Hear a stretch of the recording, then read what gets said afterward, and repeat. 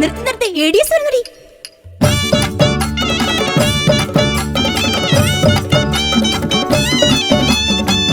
കലവില ബഹളം കേട്ട് പേടിക്കണ്ട നാട്ടാരേ, കുടുംബശ്രീ പെണ്ണോളം ഗീതമ്മ. ആരടി എന്റെ കുറ്റം പറയുന്നേ? ചെല്ലട്ടെ, എല്ലാത്തിനും ശരിയാക്കി തരാം.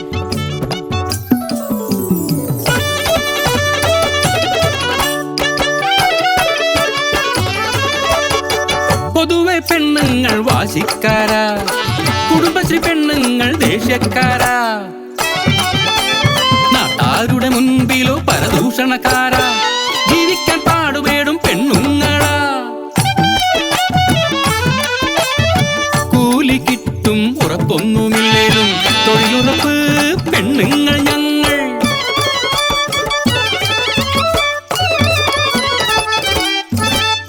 നല്ലൊരു അയൽക്കൂട്ടം കുടുംബശ്രീയാ, പേര് മോശമാക്കാൻ ഒരു ജിൽ തീരമ്മ. പറഞ്ഞങ്ങു തിരിഞ്ഞാൽ ഉടനെ കുറ്റം ചൊല്ലും, ഇരയുടെ നാക്കിയൊരു ഒടുക്കമില്ല. വെറുതെ അല്ലടി നിന്റെ കെട്ടിയോൻ ഇട്ടേച്ചു പോയേ. ആടി ഞാനങ്ങ് സഹിച്ചടി. ദണ്ണമൊത്തിരിയുണ്ടെനിക്ക്, ആൺതുണയില്ലാത്ത അമ്മ ഞാൻ. ബുദ്ധിയില്ലാത്ത പെൺകുഞ്ഞിനെ പോറ്റുന്ന സങ്കടമാരറിയാൻ.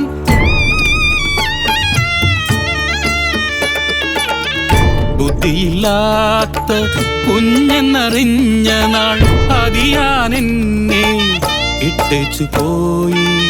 കാക്കയ്ക്ക് തൻ കുഞ്ഞ് പൊൻകുഞ്ഞല്ലോ, അതിനെ പോറ്റാൻ ഞാൻ പണിക്കിറങ്ങി.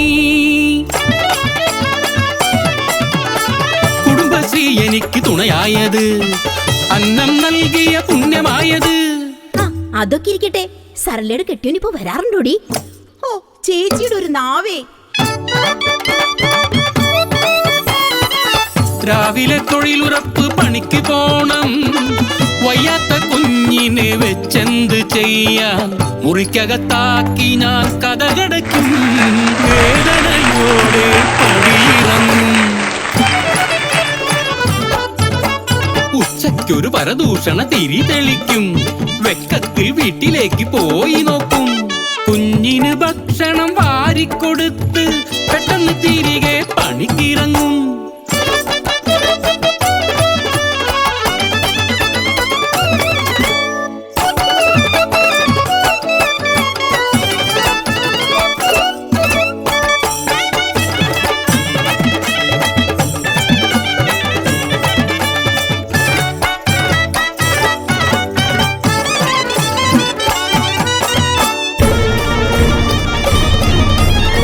ഒരു നാൾ രാവിലെ പണിക്കിറങ്ങി, നേരം ഒരുപാടായതില്ല.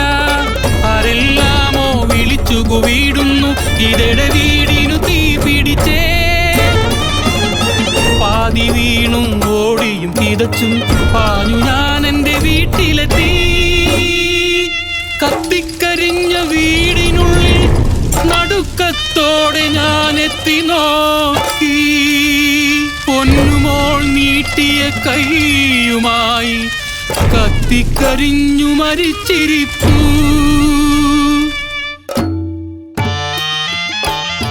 ചതിച്ചുവോ ദൈവങ്ങളെ, ഇനി ആർക്കു വേണ്ടി ജീവിക്കണം?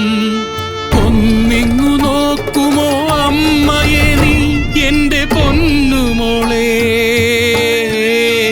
എന്റെ പൊന്നുമോളെ.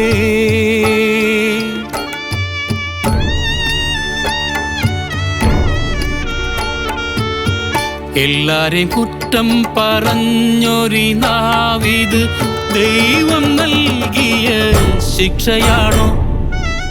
ഇനി എന്ത് ജീവിതം ദൈവമേ, ഇനി എന്ത് പണിയും തൊഴിലുറപ്പും. കുടുംബത്തിൽ ശ്രീയോ ആയതില്ല, എന്റെ നാവിലും ശ്രീ വന്നതില്ല. ശാപജന്മവും പേറി ഇനി എന്ത് ജീവിതം എനിക്കു പെണ്ണേ, ഇനി എന്തു ജീവിതം